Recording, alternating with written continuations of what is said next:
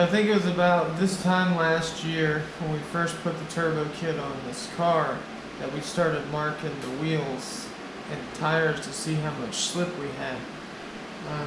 At first it was, maybe about a half an inch or an inch, and now over the few passes we've made, it's starting to move a lot. So in kit of 4 beadlocks right now, they're about $2,500, $3,000 for the set I'm looking at. We're going to put in some rim screws. These are Moroso rim screws. You put 8 on the front and 8 on the back side, and it'll help lock the tire onto the wheel. You can also do a high-tack compound on them to help reduce the slip as well. I'm just going to try the rim screws, remark the wheel and tire, and see how much it slips, because I'm going to try and hit it harder than I have in the past. And the problem is, if these start slipping, what it'll do is it'll start steering the car, because you have one tire that's hooking and the other that's spinning on the inside of the wheel, so it'll actually start pointing you. And if it does it bad enough, you could potentially hook hard to the left or hard to the right, go into the wall or go into somebody else's car. So cheapest thing I can do right now without getting a set of beadlocks is put these rim screws in there. So I'm going to try and do that, and hopefully it'll stop it from spinning on the wheel.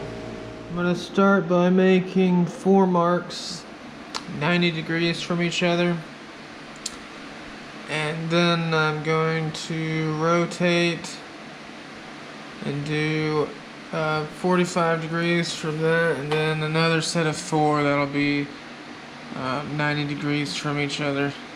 So you'll have 8 equally spaced holes in either side of the wheel. Now that I have my 8 marks on here, I'm going to drill 13/64 hole right there, angled in a little bit towards the bead.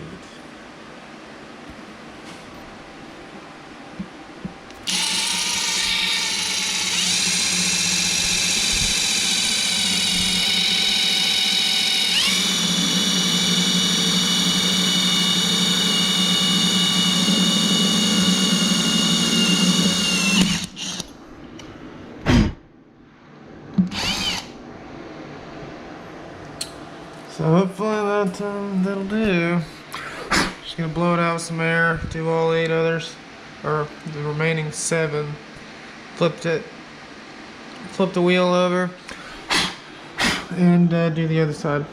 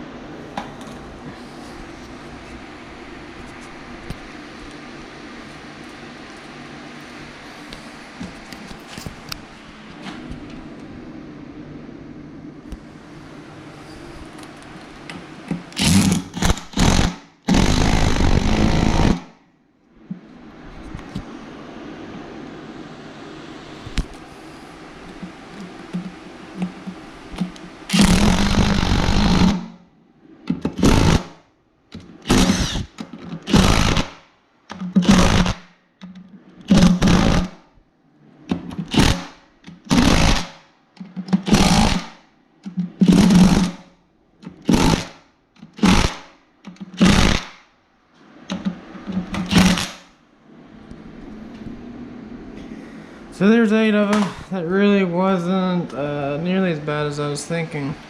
The instructions tell you to take off the tire from the wheel.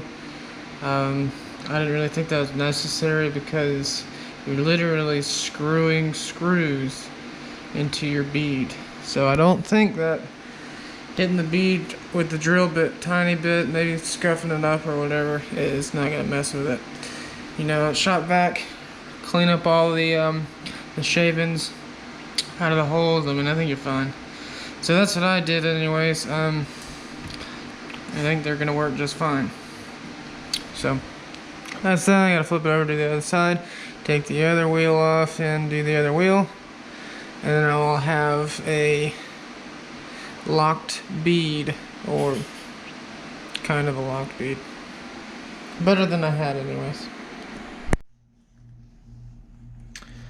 I just finished the other side. Everything went pretty good. It looks alright.